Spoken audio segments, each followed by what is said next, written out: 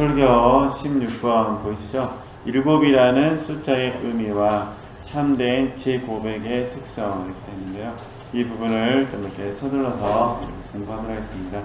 그래도 다음 주에 쉬기 때문에 설교 16번을 좀 양은 많은데 좀 빨리 서둘러서 좀 끝내도록 하겠습니다.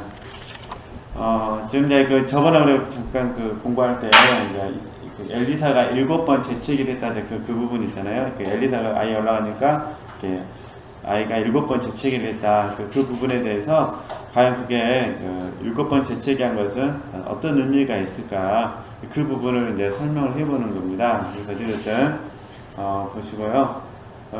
그 다음에 어쨌든 설교 16번에서 이제 233쪽은 그런 부분을 이해하셨으면 좋겠고요. 좀 읽어볼까요? 그래도요.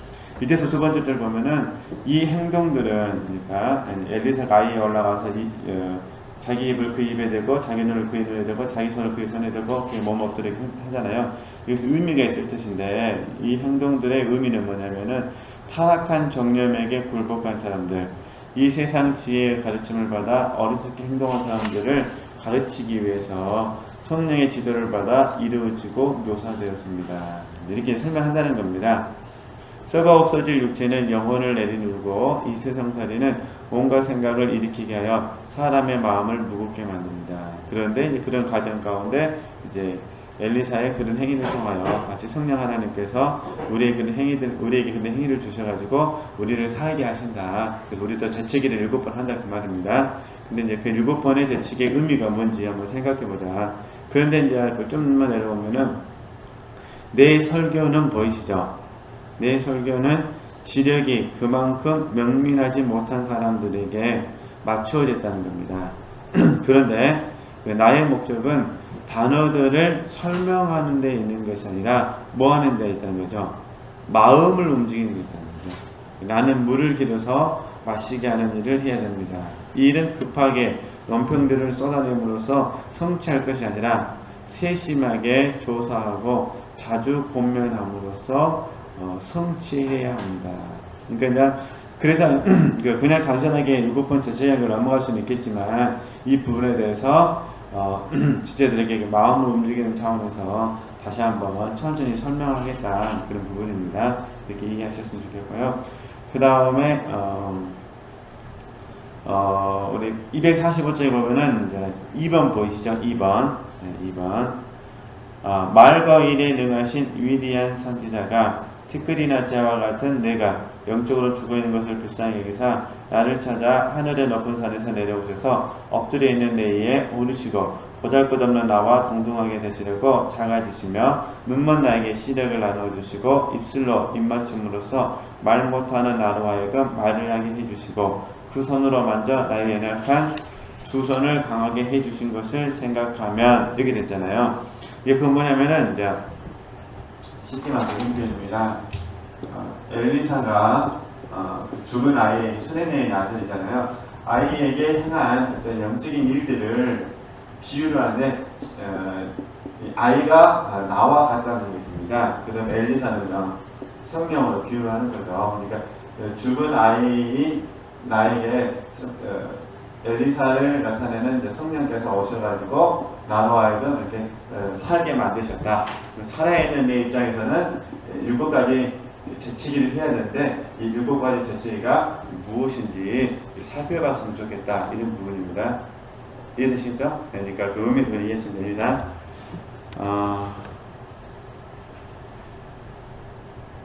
하다만 나머지 부분들은 좀 보시면 되실 것 같고요. 좀만 봐볼까요? 그분은 한번 찾아보시겠어요? 그분은 자기의 눈을 내 눈에 대시면서 나의 내면의 기능들에게 뭘 주셨냐면은 믿음과 이해라는 쌍둥이 등불을 주셨다는 거예요. 그러니까 눈을 맞추신 것은 내게 이해를 주고 뭘 줬다? 내게 믿음을 주었다. 이렇게 이제 비유를 하고 죽은 입에 대해서는 자기 입에 대해서 뭘 주셨다니까 평화의 입술을 댄 것은 평화의 입맞춤을 해준다. 본인 스스로가 이제 이렇게 해석을 하는 겁니다. 네. 그 다음 좀 내려와서 그분은 자기 입을 내비대시고 두 번째로 더 거룩한 생명의 기운을 불어넣으셨습니다. 그분은 처음에 나를 생명이 있는 존재로 지으셨고 이게 육체에서 빚진 거예요. 육체에서 한번. 그 다음에 생명을 주는 영으로 다시 뭐 하셨다는 거예요? 지으셨습니다. 이게 우리 영을 사용한 것입니다. 그러니까 우리는 하나님께 몇 번 크게 빚을 졌냐면 두 번 빚을 졌다 이렇게 설명을 하는 겁니다. 네, 그래서 그 다음에 그분 손을 내 손에 넣으셨을 때 선을 행하는 능력이 순종의 은혜와 함께 내게 스며들었다는 거죠. 그죠? 선의 영으로 말미암아 선행을 행하는 순종의 마음이 생기게 됐다. 쉽게 말해서 나의 나는 것은 전부 하나님의 은혜다. 그거를 이렇게 구체적으로 설명을 한 겁니다. 그래서 좀 참고를 하셨으면 좋겠고요. 그 다음에 이제 3번 아이는 7번 재채기를 했습니다. 그죠? 아이가 7번 재채기했는데 특별히 기적을 분명히 나타내기 위해서 한 번의 재채기로 충분했을 것인데 왜 7번이라는 했을까요? 그래서 생각해 보는 거예요. 그래서 그 7번의 재채기의 의미가 뭔가 봤더니 보도록 하겠습니다. 우선 만일 인류 전체를 하나의 거대한 시신이라고 간주한다면 이해되시겠죠? 이게 인류 전체를 죽어있는 그 아이 시체라고 간주한다면 우리는 도처에서 선지자의 몸으로 받은 생명 안에 이르나 하루 7번씩 뭐 한다는 거죠? 찬양하기 위해서 7번 입을 여는 교회를 볼 수 있다는 거죠. 그러니까 재채기를 한다는 부분에 있어서 1차적인 의미는 뭐라는 겁니까? 찬양하기 위해서. 그렇죠? 그때 우리는 자신을 응시하면서 자신이 사랑의 두 가지 법에 의해서 그렇죠? 하나님을 찬양하고 그 다음에 사랑의 두 가지 법이 뭐겠습니까? 이게 하나님 사랑과 이웃 사랑을 나타낼 것 같습니다. 그죠?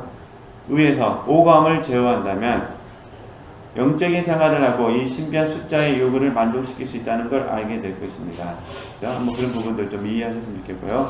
그래서 그걸 이제 248쪽에 가서 네, 4번 보시죠. 4번의 위에 있는 부분. 그래서 하나님의 인자를 찬양하고 되셨죠? 그러니까 사랑의 두 가지 법, 하나님 사랑, 이웃 사랑이 된다면 그 말입니다. 하나님의 인자를 찬양하고 그 다음에요. 정의를 찬양하는 두 가지에 의해서 7이라는 숫자를 어떻게 할 거죠? 완성할 것이다 그 말입니다. 그래서 이제 그게 첫 번째 해석이고, 그럼 이제 두 번째 재채기의 두 번째 해석은 다시 정리하면 이게 재채기를 했다는 건 첫 번째 해석은 뭐냐면 우리가 하나님을 찬양한다. 하루에 몇 번이요? 7번. 이거는 7번이라는 완전한 의미라는 거죠. 그래서 다시 정리하면은 하나님께서 아이처럼 죽어있는 우리에게 찾아오셔서 눈 맞춰주시고 입 맞춰주시고 손을 맞춰주시면은 이렇게 해서 우리가 산 영이 된다 그 말입니다. 살아있게 되는데 살아있게 되면 우리는 어떻게 되냐? 7번 재채기를 해야 돼요. 근데 7번 재채기를 하는데 첫 번째 해석은 뭐냐면 첫 번째 해석은 우리가 하나님을 찬양하기 위해서 우리는 재채기를 해야 된다. 근데 진정한 면에서 7이라는 건 완전 숫자니까 진정한 면에서 완전한 찬양을 하려면 어떻게 되냐면은 사랑의 법에 의해서 우리 오감이, 우리 육체가 다스려질 수 있어야 된다 그 말이죠. 하나님 사랑, 이웃 사랑. 그러면 사랑에 의해서 다스려질 수 있으면 하나님을 찬양할 수 있는데 그 찬양의 큰 줄기가 뭐냐면 첫 번째가 하나님의 인자하심에 대한 찬양이요. 또 하나는 하나님의 정의로우신 찬양. 정의라는 결국 공의잖아요. 그러니까 사랑과 공의에 대해서 하나님을 뭐 할 수 있다는 거죠? 찬양할 수 있다. 이게 하나님께서 우리에게 주신 거라는 거죠. 축복이다 그 말입니다. 그러니까 우리 훈련을 영어로 바꾸면은 이걸 뭐라 하냐면 반응이라고 그러죠. 반응. 그러니까 반응이라는 것은 내 편에서 응답하는 거잖아요.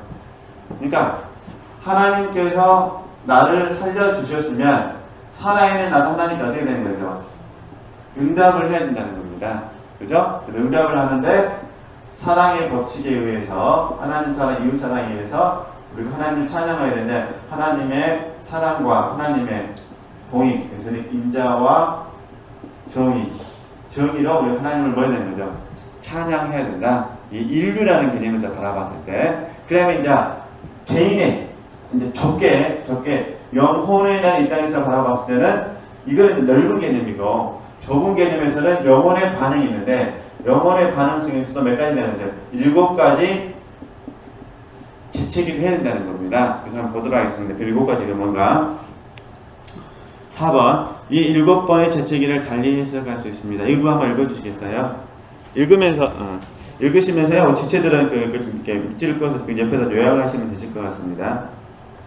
이 7번의 재채기를 달리 해석할 수 있습니다. 그것은 사람이 자신의 영성 생활의 회복이 참되고 효과가 있다는 것을 확신하는데 반드시 필요한 7가지 경험입니다. 4가지는 죄로 인한 애통이라는 감정과 관련된 것이고 3가지는 구조로 행하는 죄 고백과 관련된 것입니다. 만일 우리가 살아있어 말하고 느낄 수 있다면 내면에서 이러한 경험들을 의식해야 합니다.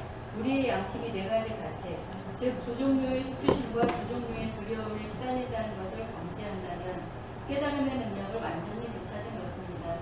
나중에 7이라는 숫자가 암시하는 완전함에 이르게 해주는 세 종류의 죄 고백에 대해 이야기하겠습니다. 예를 들어 예레미야는 4가지 애가를 만들지 않았습니까? 네, 자, 정리하도록 하겠습니다. 그러니까 7가지 경험을 하는데 4가지는 뭐 한다는 거죠? 죄로 인해서 애통이라는 감정이 애통하는 것이고 3가지는 뭐 하는 거죠? 고백하는 것이고, 그죠? 이 말은 뭐 이런 표현입니다. 어떤 마음으로 애통해야 되느냐, 그리고 어떤 마음으로 제 고백을 해야 되느냐, 그죠? 그래서 한번 보도록 하겠습니다. 4번, 자, 숫자로 4번 보이시죠? 작은 사자 말고 큰 사자. 이 책이 이렇게 되는지 잘 모르겠어요. 크게 4번에서 이제 교재는 248쪽 밑에서 2번째 드리고 복사본은 이제 큰 4번입니다. 우리는 이 선지자를 본받아 자신의 죄를 한탄해야 합니다. 이게 에레미야잖아요. 그래서 하나님을 우리의 첫 번째는 어떤 마음으로 애통해야 되냐면 첫 번째가 창조죠. 그러니까 하나님을 창조주로 생각하면서 뭐라는 거죠? 애통하는 거고, 그러니까 두 번째가 하나님을 우리의 은인으로 생각하고 애통을 하는 겁니다. 세 번째는요, 아버지로 생각하고 애통하고, 네 번째는 주로 생각하고 애통을 하는 겁니다. 그래서 한번 보도록 하겠습니다. 처음 것과 보이시죠? 처음 것은 창조주입니다. 그죠? 마지막 것은 주입니다. 주. 그러니까 창조주와 주로 생각하면서 애통할 때는 우리 마음속에 뭐가 있다는 거죠? 두려움이 있고, 두 번째 은인, 세 번째 아버지를 생각할 때 뭐가 있다는 거죠?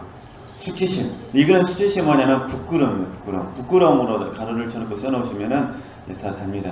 그러니까 이렇게 아버지와 멀리 떠나는 수치심이 아니라 정말 아버지 앞에 잘못 살았습니다라고 깨닫는 부끄러움으로 이해하셔야 됩니다. 그러니까 자, 이제 쉽게 말해서 우리가 이건 관계 형성이라고 부르잖아요. 저희 쪽에서는. 그러니까 내가 여기 이제 우리 뭐 따라할 필요는 없고요. 창조주를 생각하시면서 우리가 만약에 하나님께 애통한다면 어떤 마음으로 해야 될 것이냐, 이런 부분이죠. 내가 아버지라 불렀다면 어떤 마음으로 해야 될 것이냐. 좀 보면은 우리는 아버지 하나님을 두려워하지 않습니다. 그렇죠? 왜냐하면 그건 누구시니까?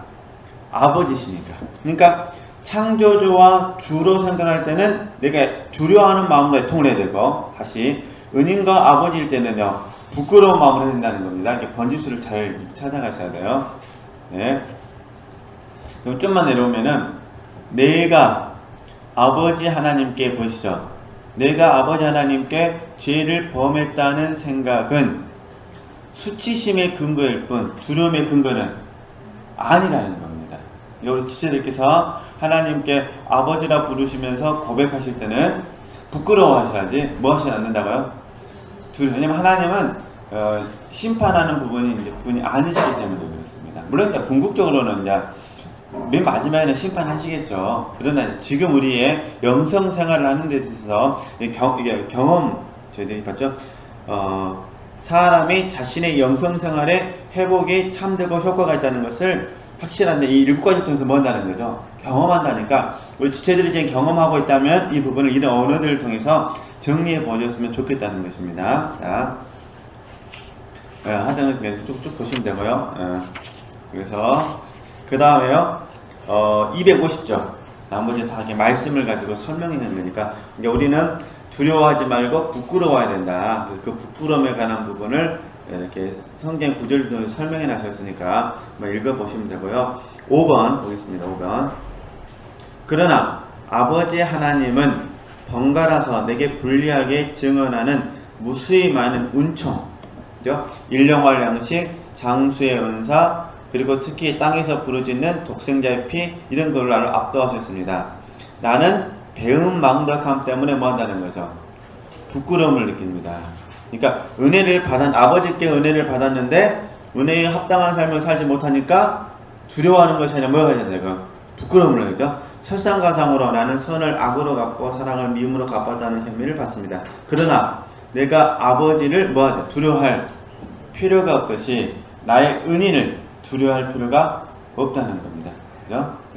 왜냐하면 또 우리 하나님만, 또 아버지만이 또 진정한 은인이시기 때문에. 그래서 좀만 내려오시면요, 내가 그분의 인자하심을 깨닫고, 보시죠, 감사할수록 그만큼 더 나의 무가치함을 깨닫게 됩니다. 내 영혼은 어떻게 하나요? 부끄러워하고 슬퍼합니다. 그죠? 그래서 이제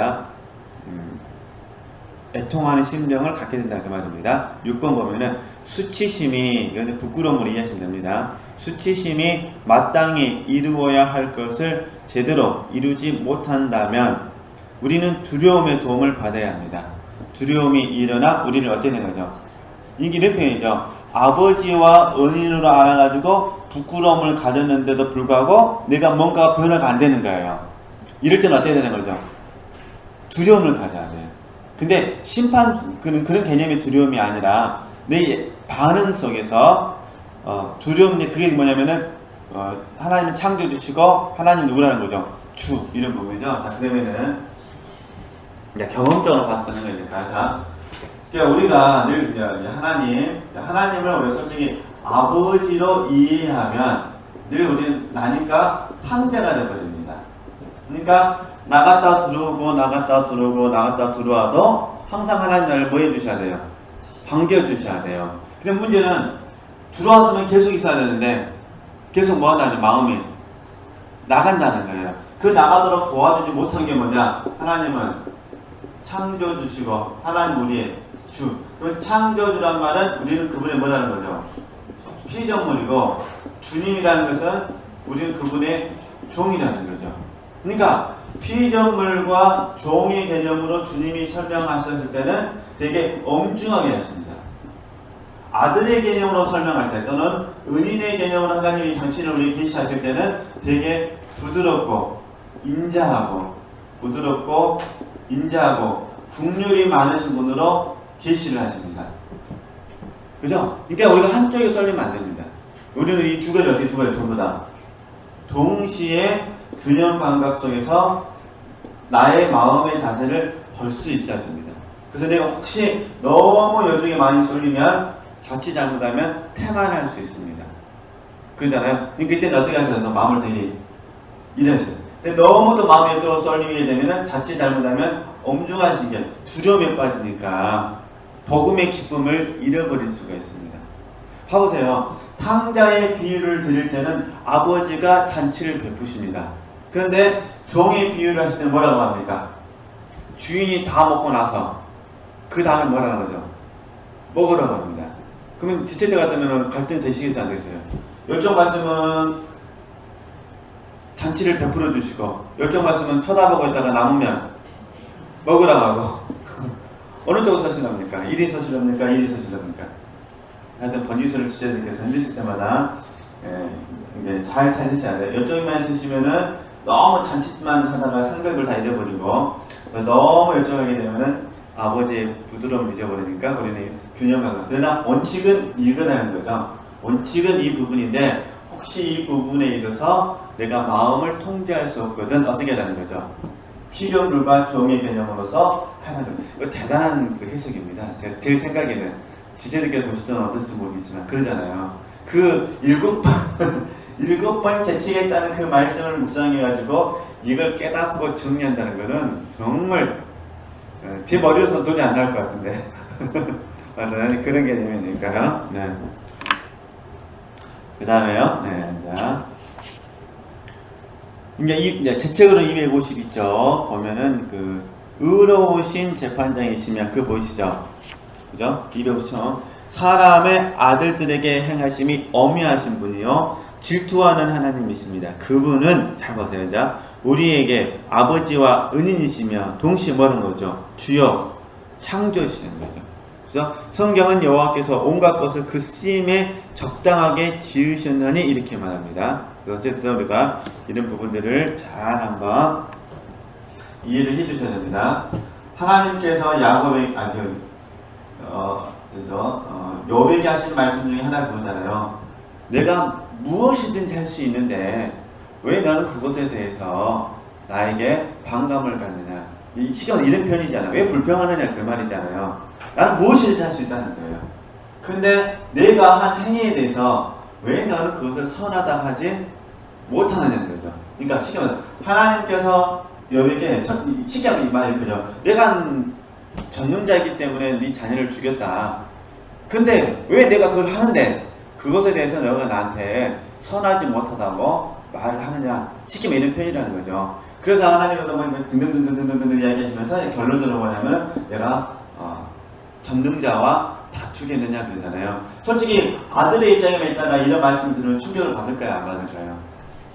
받죠. 우리가 인간관계를 맺으면서 종종 실패하는 게 이런 양면성을 보지 못하면 대부분 실패하게 되어 있습니다. 그다음 7번 보실래요? 7번. 네. 다시 봐보세요. 일단 아버지는 감정을 뭐 하시고 숨기고 은희는 용서하시지만 주와 창조자는 그렇지 않다는 겁니다. 아버지가 아들을 용서하지만 사기꾼, 악한 종은 뭐 하자는 거죠? 용서하지 않습니다. 이게 참 대단한 거예요. 어떻게 그 7번이라는 걸 가지고 이렇게 또 애통이라는 단어를 가지고 이렇게 또 설명할 수 있을까? 제 편에서는 그렇다는 겁니다. 지체님께서 보시면 어떨지 모르겠는데 네. 우리의 창조자 만물을 지으신 분을 멸시한 것 어미하신 주께 범죄한 것이 얼마나 두렵고 떨리는 일인지 생각해 보십시오. 그죠? 그래서 이렇게 잘 한번 쭉 이해를 해 주셨으면 좋겠습니다. 그 다음에 이제 254쪽으로 가서요. 네, 진도를 많이 빼야 되니까요. 오늘은 이제 다음 주 쉬다 보니까 그렇습니다. 좀 이해를 해 주시면 좋겠고 또 다섯째 주가 또 쉬니까 또 어쩔 수 없이 제 마음이 아파지는 것 같습니다. 일단 254쪽에 보면 6번 보이시죠? 6번 위에 보면 작은 숫자 8번이 있습니다. 그죠? 이렇게 생각하는 사람은 감각을 회복한 사람입니다. 이 두 가지 두려움과 두 가지 부끄러움 되셨죠? 이거를 잘 하시면은 감각을 회복한 사람이라는 겁니다. 그러면 나머지 이제 세 가지를 봐야 돼요. 그죠? 그 세 가지가 뭐냐면은 제 고백인데 하나님께 제 용서를 할 때 이런 마음을 해야 된다는 겁니다. 그래서 써졌죠? 첫 번째가 어떻게 해야 되죠? 겸손. 두 번째가 정직. 세 번째가 신뢰하는 마음을 믿음이라고 하죠. 믿음. 그러니까 어떻게 우리는 고백해야 되냐면 겸손한 마음으로 정직한 마음으로 그 다음에 신뢰하는 마음이니까 믿음으로 이 세 가지로 우리가 하나님께 제 고백을 하면 7가지 재체계가 완성이 된다. 경험될 수 있다. 그런 부분입니다. 그래서 이제 255쪽에서는 이제 겸손에 대해서 말하는데 겸손에 대해서 말하는 게 참 어려운 부분인데요. 쉽게 말해서 우리식으로 말하면은 경건의 모양을 갖춘 겸손을 하지 말고 경건의 능력을 갖춘 겸손을 하라. 이런 의미입니다. 행위적인 면에서만 겸손하지 말고 내면적인 면에서 겸손해야 된다. 그 이야기를 쭉 하고 있는 부분이고요. 그 다음에 이제 256쪽에 10번입니다. 10번. 근데 어떤 사람은 겸손한 척 행동하는데 어떤 모습으로 하느냐면 허영심을 이게 10번이죠. 허영심을 겸허하게 막아요. 감추고 있기 때문에 한층 더 큰 잘못하면은 불행을 초래하는 제 고백도 있을 수도 있다는 것입니다. 그죠? 그러니까 이렇게 이해하시면 좋겠어요. 진정한 면에서 제 고백은 요한일서 1장 9절로 적용을 해주셔야 돼요. 그러니까 성령께서 저와 여러분에게 뭐 하시는 거죠? 깨닫게 하시는 거예요. 죄를 깨닫게 하시면 그 깨닫게 하심을 따라 우리는 뭐 하는 겁니까? 인정하는 겁니다. 이게 겸손입니다. 영적인 면에서. 근데 잘못해서 겸손하게 제 고백한다고 해서 날마다 죄를 참고 있으면 절대로 안 됩니다. 내가 내 죄를 찾아서 어떻게 그 죄를 버릴 수가 있습니까? 그건 용서가 될 수가 없는 거예요. 계속해서 생각나는 거예요.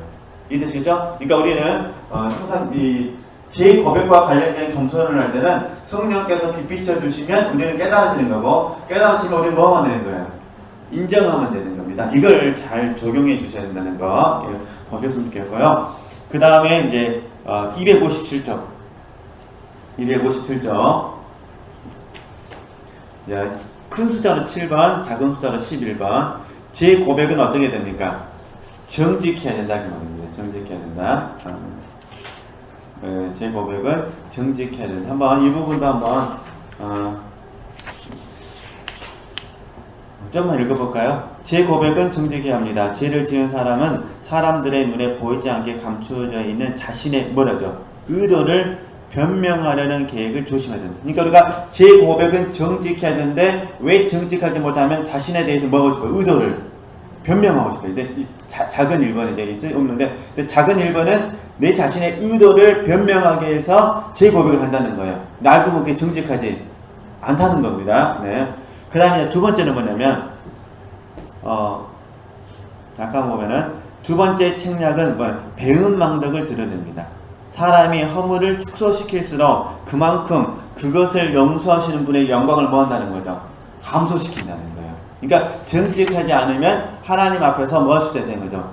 배은망덕함이 될 수 있다는 거죠. 10가지를 잘못했는데 10가지를 다 잘못했다고 해야 되는데 2가지만 잘못했다고 8가지 숨긴다. 그럼 은혜 베푸신 분 입장에서 봐서 뭐가 된 거죠?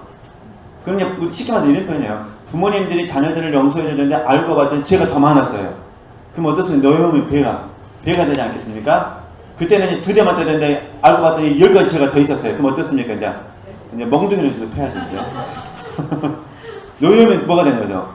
배가 되는 거죠. 이게 이제 배은망덕이다. 다 성경에 있는 이야기인데 세 번째는 뭐냐? 세 번째는 아담처럼 다른 사람에게 전가시켜서 변명한다. 네, 그렇게 하지 말아라 그 말입니다. 네. 하여튼 우리 보시면 되고요. 결국은 뭐냐면은 이런 그 제 고백이 정직하지 않으면 결국은 자기 자신을 죽이는 것과 같다 이렇게 보는데요. 이렇게 보셨으면 좋겠고요. 번화들은 이걸 쓰면서 그냥 밤새 내내 뭐 하시는지 모르겠습니다. 그 이제 12번 8번의 12번은 뭐냐면은 믿음이잖아요. 이게 신뢰하는 마음이라고 했잖아요. 그러니까 고백할 때 어떻게 하셔야 하는 거죠? 믿음으로 해야 되죠. 주님께서 나를 용서해 주신다는 확신을 가지고 해야 되지 않겠습니까? 네. 그런데 259쪽에 보니까 기가 막힌 해석이에요. 제가 보기에는 그렇지 않으면 보세요. 믿음으로 고백하지 않으면 용서를 받기는커녕 뭐 한다는 거죠? 정죄당하는데 그 사람이 나와요.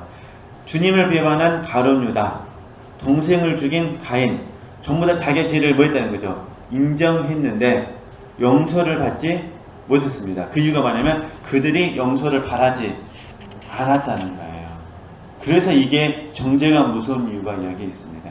그죠? 그러니까 말씀을 그대로 인용했는데 내가 무지한 피를 팔고 죄를 범하였다라고 깨달았는데 용서받지 못하고 어떻게 하는 거죠? 죽고 말아서 자기 정죄에 빠진 거예요.